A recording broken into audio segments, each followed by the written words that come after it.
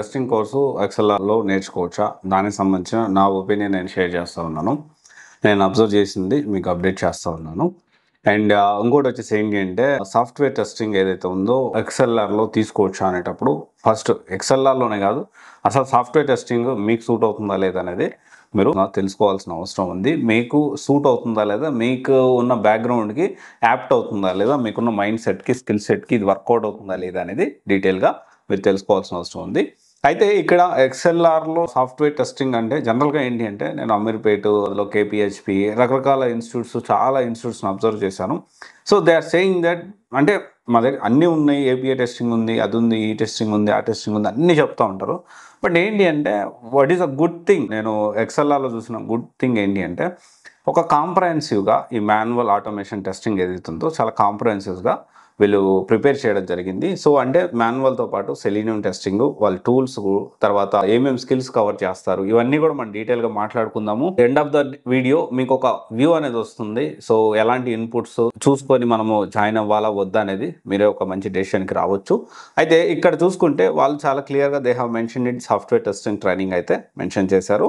Various manual selenium testing with certification training ఇది.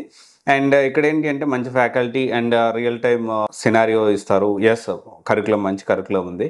So guaranteed job interviews అన్నారు. So దాని గురించి మనం మాట్లాడుకుందాం లాస్ట్లో.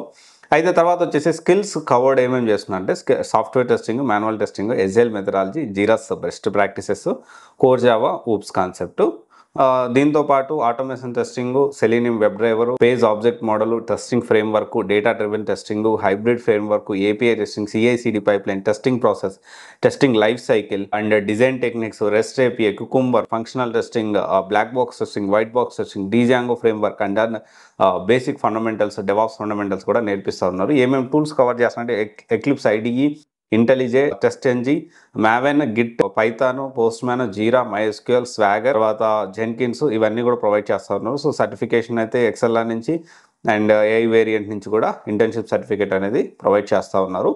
అండ్ నేను ఇక్కడ ఫర్దర్గా చూసుకుంటే లెర్నింగ్ పాత్ అయితే వాళ్ళు ఇచ్చారు క్లియర్గా. ఇది మనము ఓవరాల్గా ఏంటి అంటే దీనికి సంబంధించిన ఓవర్ వ్యూ. సో ఇది వాళ్ళు ఆల్రెడీ ప్రొవైడ్ చేసిన ఇన్ఫర్మేషన్.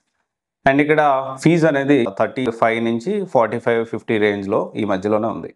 సో ఇక్కడ మీరు గమనిస్తే ఇంత ఎక్కువ ఫీజా అనేది ఫస్ట్ మీకు డెఫినెట్లీ రైజ్ అవ్వచ్చు. నేను ఇంకోటి వచ్చేసి ఏంటి అంటే నేను మాట్లాడుతున్నాను, డీటెయిల్గా చెప్తున్నాను కాబట్టి ఇక్కడ ఏంటి అంటే నా వ్యూ పర్సెప్షన్ అనేది నేను షేర్ చేయడానికి ప్రయత్నం చేస్తున్నాను. Okay, if it is good definitely good అని చెప్పాలి. If it is bad bad అని చెప్పకపోయినా దాని గురించి డీటెయిల్గా ఎక్స్ప్లెనేషన్ అయితే మనం చేస్తూ ఉంటాము. మనం బ్యాడ్ అని ఎప్పుడు చెప్పము. సో ఎందుకంటే మనం కొన్న లిమిటేషన్స్తోనే మనం మాట్లాడడం జరుగుతుంది. అయితే ఇక్కడ ఏంటి అంటే డేటా సైన్స్లో one of the top notch ఇన్స్టిట్యూట్స్లో ఇది ఒకటి డెఫినెట్లీ.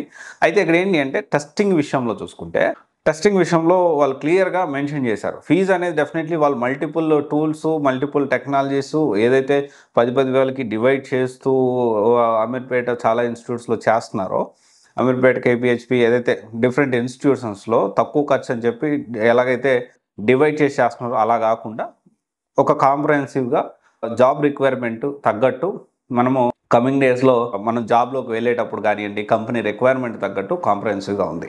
కానీ ఇక్కడ ఏంటి అంటే ఫ్యాకల్టీ జాయిన్ అయ్యే ముందు అది తెలుసుకోవాల్సిన విషయాలు ఏంటి అంటే ఫ్యాకల్టీ వర్కింగ్ ప్రొఫెషనల్సా కాదా, చాలా ఇంపార్టెంట్. అండ్ దాని తర్వాత వచ్చేసి కరికులం. ఎస్, కరికులం అనేది మనం తెలుసుకోవాలి. Yes, it is good. And తర్వాత వచ్చేసి రియల్ లైఫ్ జనరల్గా ఏంటంటే రియల్ టైమ్ సినారియోస్ ఎన్ని ఇస్తారు, ప్రాజెక్ట్స్ ఎన్ని ఇస్తారు. ఓకే, సో డౌట్స్ క్లియరెన్స్ ఎలా ఉంటుంది. ఓకే, అండ్ తర్వాత వచ్చేసి ఏంటి అంటే గ్యారంటీడ్ జాబ్ ఇంటర్వ్యూస్ అని చెప్పి స్టార్టింగ్లో చెప్పారు. ఎన్ని ఇంటర్వ్యూస్ పెట్టిస్తారు, ఇది ఖచ్చితంగా మీరు తీసుకోండి. అండ్ డెఫినెట్లీ మీరు ఏ ఇన్స్టిట్యూట్లో జాయిన్ అయినా ఎప్పుడైనా కానీ ఒక పాయింట్ అయితే ఖచ్చితంగా మీరు తెలుసుకోండి, రిఫండ్ పాలసీ ఏంటి. ఓకే, రిఫండ్ పాలసీ ఏంటి, ఆన్ టైంకి సిలబస్ అనేది కంప్లీట్ చేస్తారా లేదా, ఇది చాలా చాలా ఇంపార్టెంట్ అండి. ఆ విషయం తెలుసుకోండి. ఎందుకంటే చాలామంది రిఫండ్ పాలసీ కూడా తెలుసుకోకుండా అది రైట్ టు ఇన్ఫర్మేషన్, మీ హక్కు అది. ఓకే, మీ హక్కు.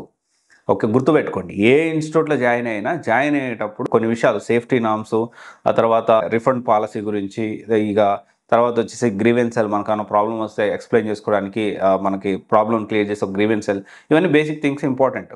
But when it comes to refund policy చాలా వరకు ఏంటి అంటే ప్రతి institute they're having their own refund policy అని ఉంటుంది.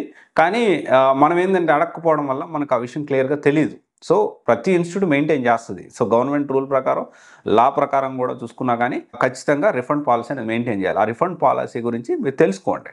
ఎందుకంటే జాయిన్ అయిన తర్వాత వారం రోజుల తర్వాత 10 రోజుల తర్వాత మనము నచ్చలేదు, నేను మానేస్తాను, నా డబ్బులు నాకు అంటే రిఫండ్ పాలసీ తెలుసుకోకుండా మనము జాయిన్ అవ్వడానికి ఫస్ట్ మనం తప్పు అవుతుంది. సో రిఫండ్ పాలసీ గురించి ఖచ్చితంగా తెలుసుకోండి. అండ్ తర్వాత వచ్చేసి ఏంటి అంటే ఎన్ని ఇంటర్వ్యూస్ పెట్టిస్తారు. అండ్ ఇంకోటి వచ్చేసి ఏంటి అంటే మీలాంటి ప్రొఫైల్స్, ఇప్పుడు మీ ప్రొఫైల్స్ కూడా స్టార్టింగ్లో మాట చెప్పారు, టెస్టింగ్ మీకు ఒకటి ఉందా లేదా చెక్ చేసుకోండి.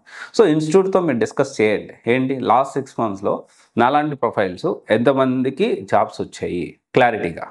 ఒకవేళ సిమిలర్గా ఉండవు, నాలాంటి ప్రొఫైల్స్ అంటే సేమ్ టెక్నాలజీ అట్లా కాకపోయినా సిమిలర్, అంటే సేమ్ బ్రాంచ్ అది కాకపోయినా సిమిలర్గా ఉండే ప్రొఫైల్స్ ఎలా ఉన్నాయి, ఎలాంటి కంపెనీస్లో వాళ్ళకి జాబ్లు వచ్చాయి, ఎంత ప్యాకేజ్లు వచ్చాయి, ఈ డీటెయిల్గా తెలుసుకోండి. ఛానల్గా ఏంటి అంటే ఎవరికైనా జాబ్ వస్తే వాళ్ళు డెఫినెట్లీ ఎదుగు మా స్టూడెంట్కి జాబ్ వచ్చిందని చెప్పుకుంటున్నారు. That is very good thing.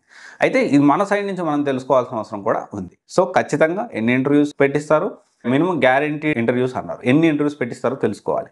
And తర్వాత వచ్చేసి రిఫండ్ పాలసీ గురించి తెలుసుకోవాలి. తర్వాత వచ్చేసి లాస్ట్ 6 monthsలో ఇలాంటి ప్రొఫైల్స్కి ఎంతమందికి జాబ్లు వచ్చాయి, అసలు పరిస్థితి ఏంటి. అండ్ ఇంకోటి వచ్చేసి ఏంటి అంటే దేంట్లో మనం ఇప్పుడు జాయిన్ అవుతున్న టెస్టింగ్ చాలా మోడల్స్ ఉన్నాయి. దేంట్లో ప్రజెంట్ ఉన్న సినారియోలో వీళ్ళకి, ఎందుకంటే ఒక్కొక్క ఇన్స్టిట్యూట్ కొన్ని మాడ్యూల్స్లో కనెక్షన్స్ ఎక్కువ ఉంటాయి.